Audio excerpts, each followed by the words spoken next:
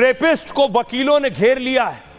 आज यही हुआ, तस्वीर में आपको दिखाऊं, ये संजय रॉय जेल में है, लेकिन आज इसकी पहली सीसीटीवी तस्वीर सामने आई है। इससे पहले आपने नहीं देखा होगा। ये देख रहे हैं, ये संजय रॉय नजर आ रहा है।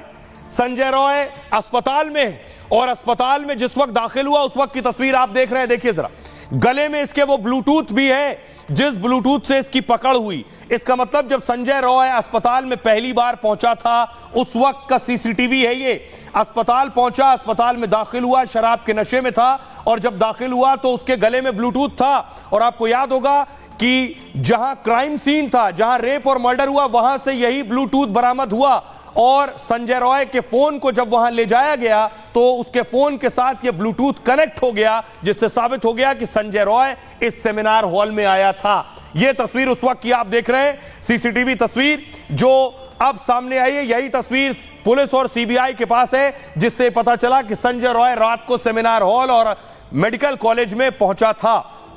आज संजय रॉय को कोर्ट में पेश किया गया। तस्वीर आप देख रहे हैं, संजय रॉय को जिस वक्त पुलिस सीबीआई की टीम लेकर पहुंची है कोर्ट, उस वक्त की तस्वीर है। मीडिया कैमरों के बीच संजय रॉय को कोर्ट लाया गया और कोर्ट ने उसे न्यायिक हिरासत में जेल भेज दिया है।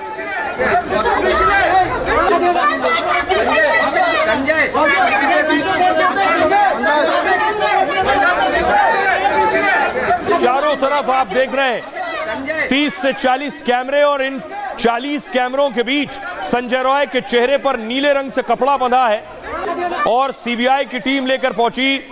उसकी न्यायिक हिरासत 14 दिन की दी गई है। 14 दिन अगले जेल में रहेगा संजय रॉय।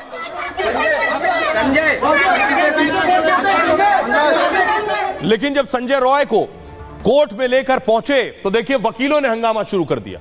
आप देख रहे हैं, वकील छतों पर, छज्जों पर मौजूद थे और यहां से नारे लगा रहे थे संजय रॉय के खिलाफ।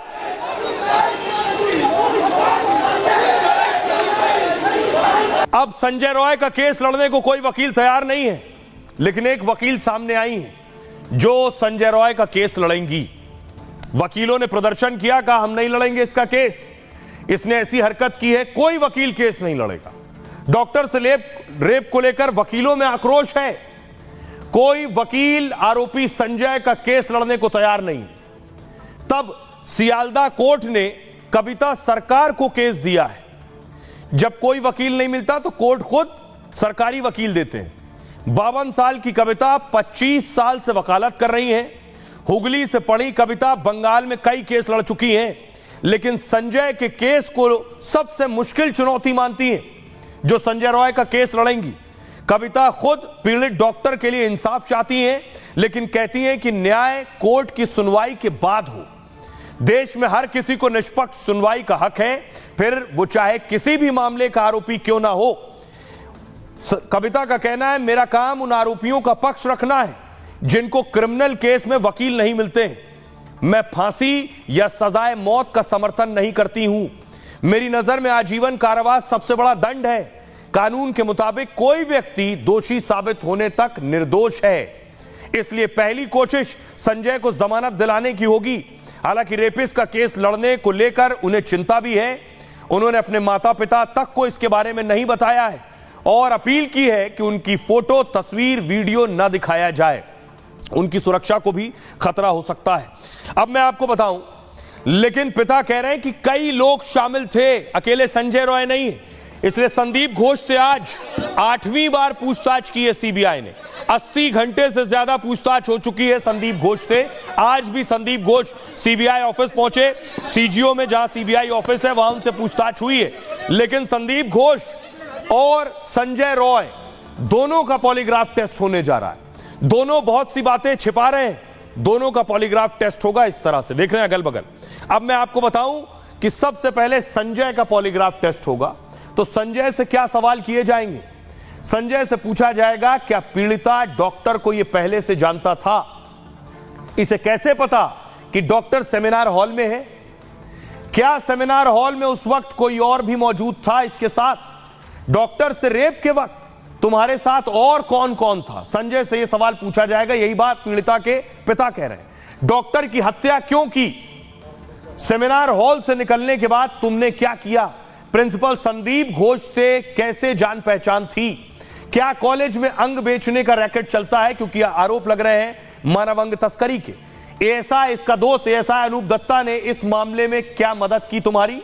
वारदात से पहले आखिर तुम कहां गए थे? परिवार से कैसे संबंध थे? और 4 शादियां क्यों टूटी? ये सारे सवाल पॉलीग्राफ टेस्ट में संजय से होंगे। अब संदीप घोष की बारी है, क्योंकि इनके पॉलीग्राफ टेस्ट की मंजूरी मिल चुकी है। संजय रॉय से सवाल होगा कि संदीप घोष से सवाल होगा कि संजय रॉय से कभी मिले या फोन पर बात की है? डॉक्टर से हैवानियत की बात पता चलते ही तुमने क्या किया?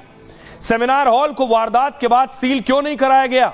सेमिनार हॉल के पास मरम्मत को मंजूरी आखिर क्यों दे दी? पीड़ित परिवार को क्यों कहा कि डॉक्टर ने सुसाइड कर लिया है?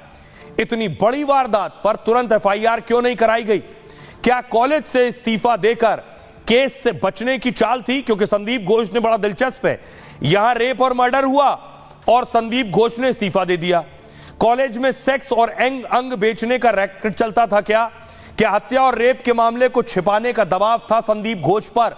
ये सारे सवाल संदीप घोष से पूछे जाएंगे।